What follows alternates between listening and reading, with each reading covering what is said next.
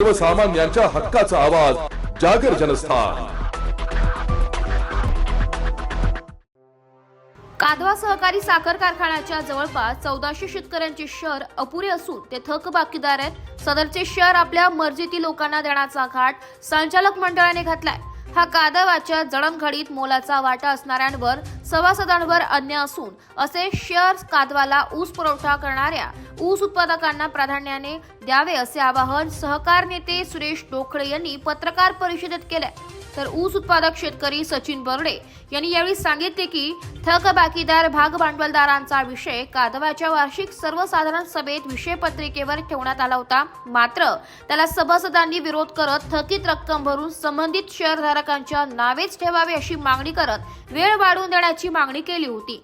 मात्र संचालक मंडळाने विषयाला मंजुरी देऊन पुढील निवडणुकीची तयारी सुरू केली असल्याचा आरोप करत आम्हाला इतिवृत्तीची प्रत देण्यास जाणीवपूर्वक वेळ लावल्याचा आरोप केलाय।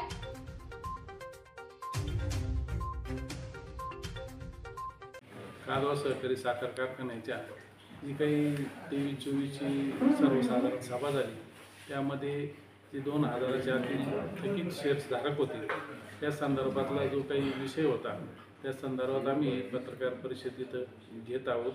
त्यामध्ये जे 2000च्या आतले जे सभासद होते त्यांना कारखान्याने नोटिशीद्वारे 15 जानेवारीची ही शेवट पैसे भरण्याची मुदत दिली होती।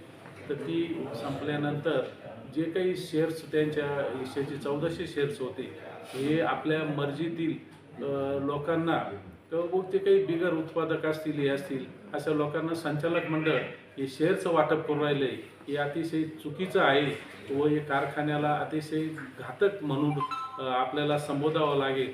म्हणून याकरता आपल्या या मीडियाच्याद्वारे मी सर्व ऊस उत्पादक सभासदांना जे बिगर सभासद असतील त्यांनी त्वरित कारखान्याकडे अर्ज करून त्याचे कारखान्याचे सभासदत्व करण्याची त्याच्याकडे मागणी करावी अशी मी आपणा सर्व विनंती करतो। कार्यक्षेत्रामध्ये आज सुद्धा साधारण 4000 लोकांच्या आसपास संख्या आहे का जी मंडळी ऊस देते वर्षानुवर्ष गेल्या अनेक वर्ष, पण ते लोक सभासद होऊ शकले नाही।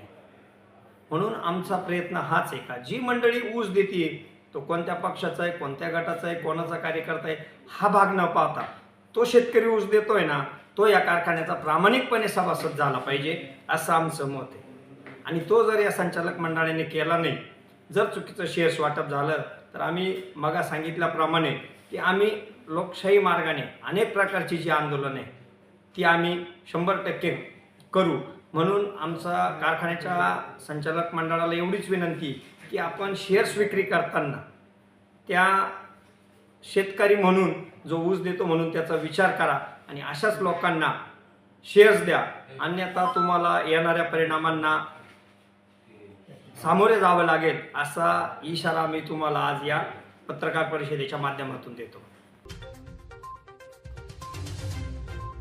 जागर जनस्थानसाठी प्रतिनिधी अशोक निकम, दिंडोरी।